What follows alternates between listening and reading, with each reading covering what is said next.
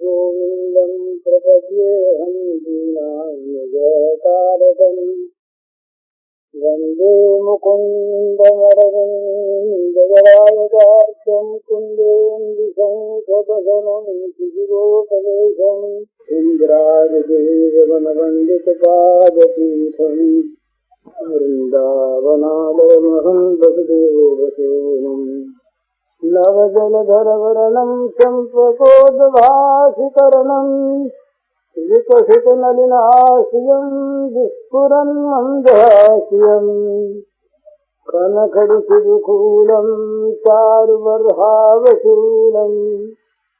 कमपि निखिलसारं नौनिगोपीकवारम्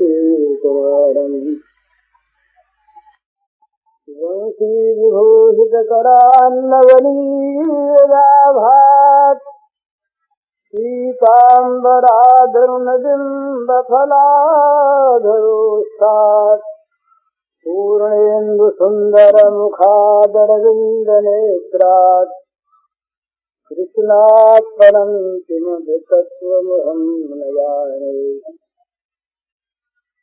ध्यानाध्यासवशीकृतेर्मनसा तन्निर्गुणं निष्क्रियम् ज्योतिकिञ्चनयोगिनो यदि परं पश्यन्ति ते अस्माकं तु तदेव लोचनचमत्काराय भूयाचिरम् कालिन्दी पुलिनेषु यत्किमपि तन्नीलं मूढावति याममय सब जगजानी करूं प्रणाम जोर जुगपानी। समस्त चराचर जगत में प्राणी मात्र के रूप में अभिव्यक्त श्री भगवान के पावन चरण कमलों में सबके नमस्कार। गुरुजनों महात्माओं के श्री चरणों में विशेष नमस्कार। क्षमा प्रार्थना।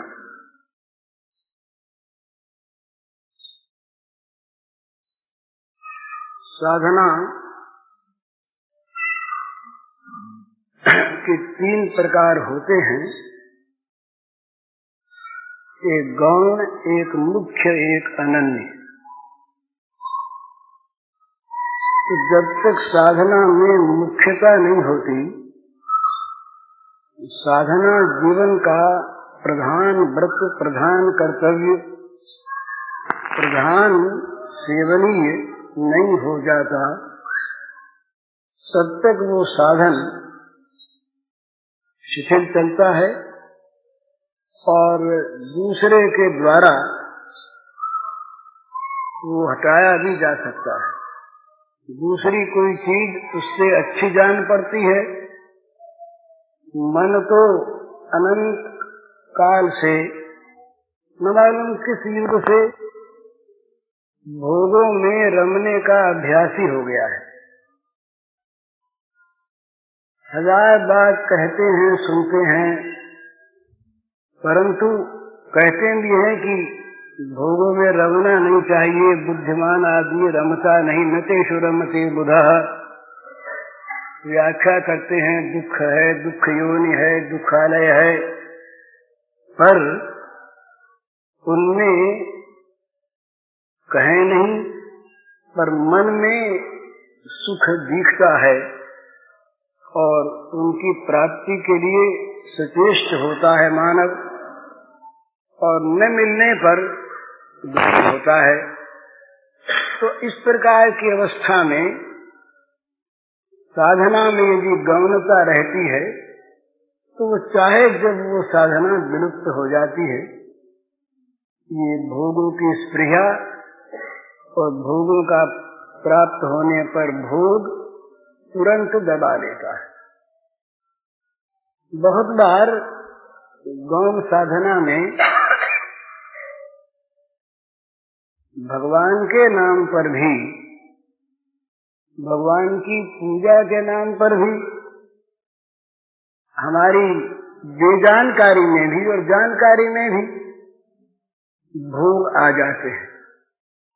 भोग की पूजा हम करने लगते हैं, भगवान के सिंहासन पर भोग आकर बैठ जाते हैं, भगवान को छिपा देते हैं, भोग आगे आ जाते हैं, अथवा छिपे रहकर भोग हमारी पूजा स्वीकार करते हैं और भगवान को स्वीकार नहीं करने देते। ये स्थिति हो जाती है।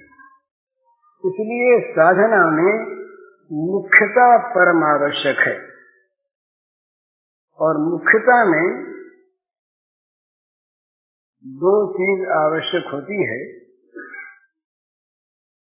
विरोधी विषयों का त्याग और विषयों की आसक्ति का त्याग, मन और तन दोनों को लगाने की आवश्यकता होती है।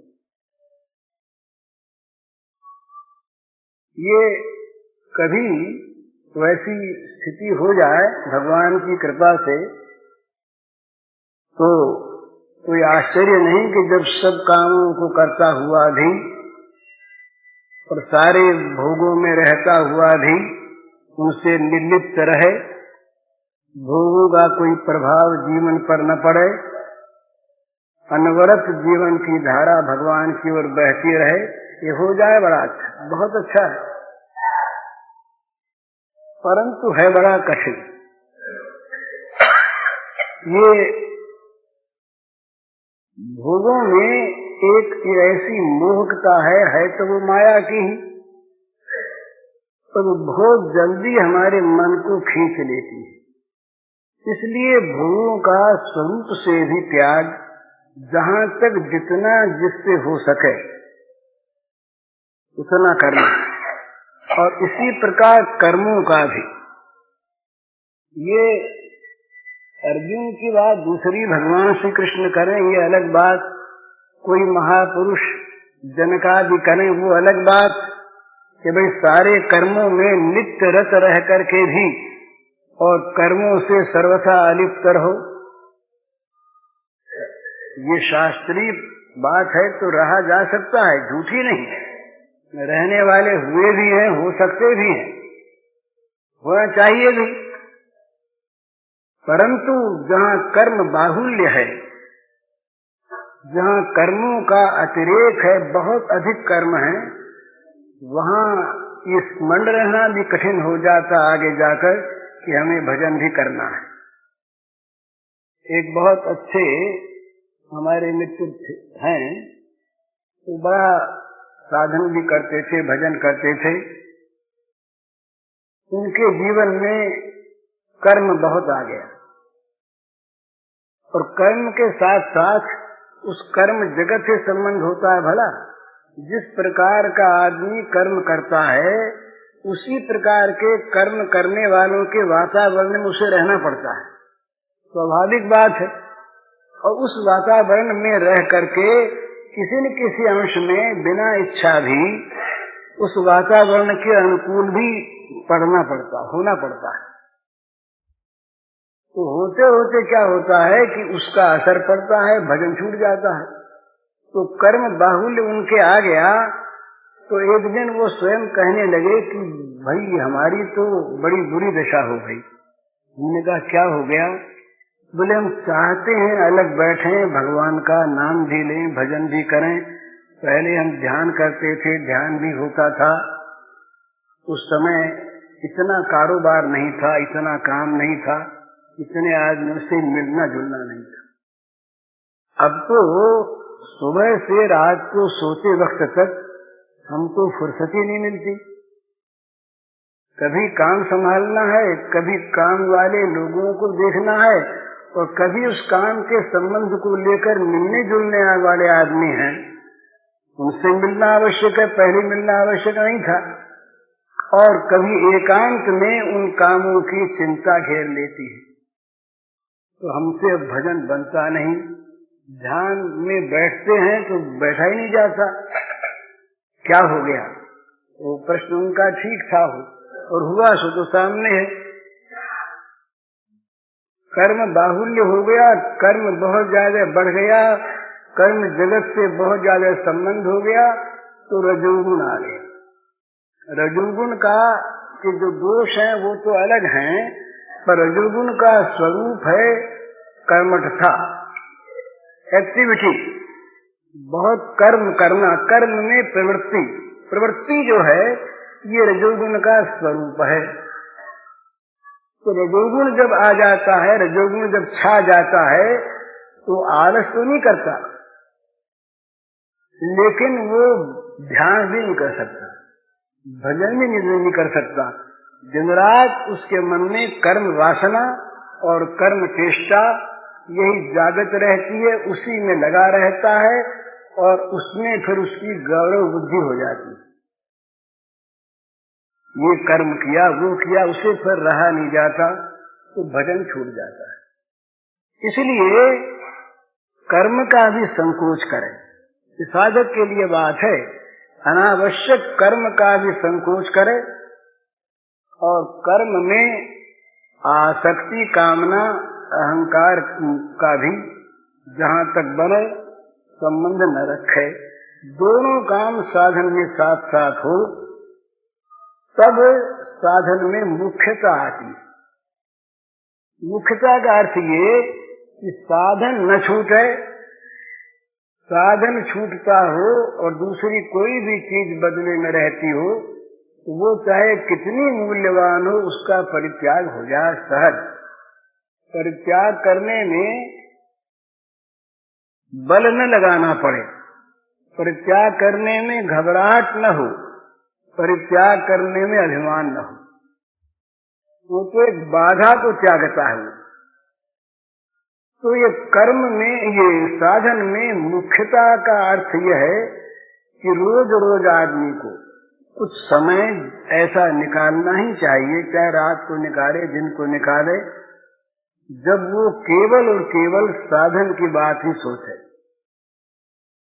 दिन भर में भी प्रधानता रहे उसके सोचने की साधन की बात, गौणता रहे जगत की बात। तो लोग कहेंगे कि भाई काम बिगड़ेगा तो इसकी युक्ति तो दूसरी है। काम बिगड़ता क्यों है? काम बिगड़ता है बुद्धि के भ्रमित होने से। अगर बुद्धि का निर्णय ठीक ठीक हो तो जल्दी निर्णय कर दे बुद्धि और जल्दी बुद्धि उस काम में लगा दे। बुद्धि के दोनों काम होते हैं, निश्चय करना और संचालन करना। तो जिसका साधना में, भजन में अधिक मन रहता है उसकी बुद्धि अधिकतर शुद्ध हो जाया करती है। तो शुद्ध बुद्धि का जो निश्चय होता है वो निश्चय भी प्राय भ्रांतिहीन होता है और शुद्ध बुद्धि का संचालन भी निर्मल होता है। इसलिए काम में बाधा नहीं आती। यद्यपि उसके द्वारा बुरे कर्म तो छूट जाते हैं और वो छूटने चाहिए। अच्छे काम जल्दी होते हैं और सफल होते हैं। एक व्यापारी है और वो व्यापारी माल खरीदता है। अब उसके मन में, बुद्धि में ये बात आई कि तेजी होगी और किसी की आई मंदी होगी। दोनों ही बुद्धि के काम है ना। बुद्धि अगर ठीक ठीक निर्णय करती है तो ठीक बेचने के समय वो बेचता है, लेने के समय वो लेता है, तो काम जल्दी होता है और नफा रहता है। और बुद्धि ने कहीं उल्टा निर्णय किया तो घाटा हो जाता है, चिंता होती है। तो बुद्धि अगर ठीक रहे तो बुद्धि ठीक नहीं रहती, विषयों में लगे रहने पर वो भ्रांत हो जाती है। अब व्यवसायी नाम जो अव्यवसायी हैं, अनिश्चयी लोग हैं, उनकी बुद्धि बहुशाखा वाली होती है। जगह जगह जगह जगह पर वो भ्रमती रहती, भटकती रहती है। इसलिए ठीक निर्णय के स्थान पर बुद्धि पहुंच नहीं पाती तो नुकसान होता नहीं। और यदि हो दो चीज सामने है, साधक के सामने दो चीज है, एक तरफ भगवान और एक तरफ भोग। उन दोनों में से किसको वो चुनता है, उसी से मालूम होता है कि किसमें उसकी अधिक आदर बुद्धि है, किसको वो ज्यादा आवश्यक समझता है। अगर वो भोगों को आवश्यक समझता है तब तो उसकी साधना में कमी है ही है, और भगवान को आवश्यक समझता है और भगवान के बदले में, भगवान की स्मृति में यदि कोई भोग नहीं रहता, जाता है, तो वो कहता है चला जाए, उसके जाने का उसको दुख नहीं होता, तो इसलिए वो किसी तरह से भी घाटे में नहीं रहता। लेकिन साधना में मुख्यता नहीं आती तो आगे उसका बढ़ना होता नहीं। तो जब साधना में मुख्यता आती है तब क्या होता है कि साधना का लोभ बढ़ता है। जितनी वो साधना में जहाँ बहुत पीछे रहता है वहां तक तो उसे उसके आनंद की झांकी नहीं होती, और जहाँ वो साधना के मुख्य स्थान पर आ जाता है वहां से उसको वो साध दिखने लगता है आंशिक रूप से। और जहाँ साध की झांकी होने लगती है वहां जगत के सारे आकर्षण करने वाले पदार्थ फीके पड़ जाते हैं, उनका आकर्षण मिट जाता है, मिटने लगता है तो उधर वो जाता नहीं, तो उत्तरोत्तर फिर उसमें दो चीज पैदा होती है। एक तो मुख्यता का अनन्यता में परिणत होना, और एक इच्छा का तीव्रतम होना, अर्थात अनन्यता और तीव्रता। ये साधन में दो चीज मुख्य होने के बाद आती है, पहले नहीं आती पूरी। अनन्यता और तीव्रता, दूसरे की इच्छा रही नहीं और उस लक्ष्य को प्राप्त करने की तीव्रतम इच्छा हो गई, उसके बिना रहा जाता नहीं। ये अनन्य साधन है। अनन्य साधन जहाँ हुआ वहाँ आत्मा तो नित्य उपलब्ध है ही, आत्मा की प्राप्ति किसी को होती नहीं, क्योंकि आत्मा से आत्मा कोई भिन्न वस्तु हो तो उसकी प्राप्ति हो। वो तो नित्य प्राप्त में अप्राप्ति का जो भ्रम है, इस भ्रम का मिट जाना ही प्राप्ति है। तो वो तो प्राप्त है ही, रहे भगवान तो भगवान भी नित्य प्राप्त ही है, भगवान सबके हैं। अब भगवान को जो जिस रूप में लीला में जैसा चाहता है उसी रूप में भगवान उसको वर्ण कर लेते हैं, उसको स्वीकार कर लेते हैं। और भगवान केवल यही एक ही बात देखते हैं कि उसकी चाह कैसी है। अगर उसकी चाह में अनन्यता है, उसकी चाह में तीव्रता है, तो भगवान के मिलन में विलंब नहीं होता। तो उसका साधन इसी जन्म में यहीं पर बहुत शीघ्र सिद्ध हो जाता है।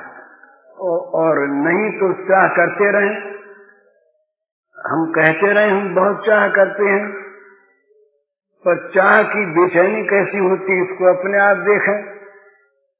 चाह करते भी रहते हैं, भजते भी रहते हैं, होगा लाभ। किसी प्रकार से भी भगवान का भजन थोड़ा भी हो तब भी वो तारने वाला होता है, लाभदायक होता है, इसमें कोई संदेह नहीं। परंतु साधना का जो भजन है उस भजन में मुख्यता और अनन्यता ये आवश्यक होती है। अनन्यता होने पर फिर भगवान उसके हो जाते हैं, फिर भगवान का वियोग नहीं होता। ये जो प्रेम की चर्चा है, प्रेम की चर्चा में ये विभिन्न भाषा है। प्रेम की भाषा में और ज्ञान की भाषा में अंतर है, बड़ा अंतर है। तो प्रेम की भाषा में नित्य संयोग होने पर भी वियोग और संयोग दोनों की लीलाएं चलती हैं। दोनों लीलाओं में ही संयोग नित्य रहता है।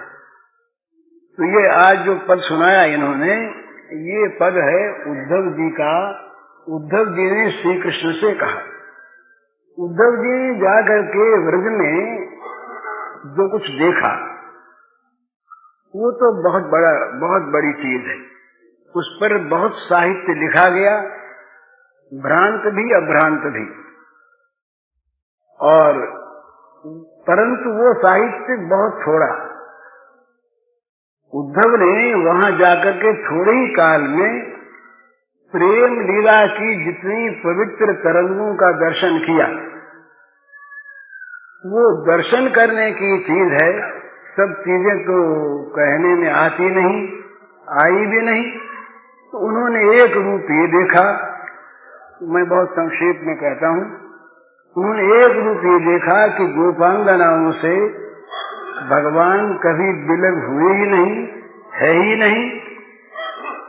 जब गोपांगनाओं से कहा उद्धव ने वियोग की बात उनकी और ढाढ़स बंधाया, तो एक प्रसंग में, ऐसे बहुत प्रसंग उन्होंने समझा दिया कि तुम्हारे उद्धव हमारी आंखें नहीं है और तुम्हारे पास हमारा हृदय नहीं है। तुम बाहर की आंखों से देख रहे हो, हमारे श्याम सुंदर कभी हमसे अलग हुए नहीं, हो सकते नहीं, गए नहीं, जा सकते नहीं। तुम हमारे हृदय में आकर के देखो तो तुम्हें पता लगे कि वो नित्य हमारे साथ है। तुम वंचित हो, हम क्या करें? हम वंचित नहीं है। तुम योग उनको जाके सिखाओ जहाँ वियोग हो, यहाँ तो नित्य संयोग है, तुम वियोग नहीं सिखा सकते। एक रूप। दूसरा रूप ये देखा, एक रूप ये देखा बड़ा कठोर, वो देखा कि शरीर वियोग की आग से दग्ध हो गया है, कृश हो गया है, क्षीण हो गया है। चित्तदे सुनो श्याम प्रवीण, श्याम से आकर के ऐसे उद्धव कहते हैं तो वहां का दृश्य दिखाते हैं कि वो गोपियां, वो राधिकाएं, वो राधिका जी मलिन वस्त्र पहने हैं, उनका जीवन संतप्त है, बड़ी दुखी हैं और तुम्हारे सिवा कहीं कोई उनके लक्ष्य नहीं, आश्रय नहीं, त्याग की मूर्ति है और तुम इतने निष्ठुर, तुम इतने कठोर, तुम इतने निर्दय, उलाहना देते हैं। गए तो वहां पर भगवान के बदले में उनका बड़ा लंबा चौड़ा आपस का वार्तालाप है। भगवान ने कहा कि तुम तो उनको समझाने गए थे, हमको समझाने लगे आकर के, ये उल्टी बात। बड़ी लंबी चौड़ी फिर भगवान ने उनको दिखाया, एक स्वरूप दिखाया अपना। उसमें उन्होंने ये दिखाया, उस स्वरूप का वर्णन किया सूरदास ने, नंददास जी ने ये दिखाया कि उनके सारे शरीर का निर्माण हुआ है गोपियों के शरीर से।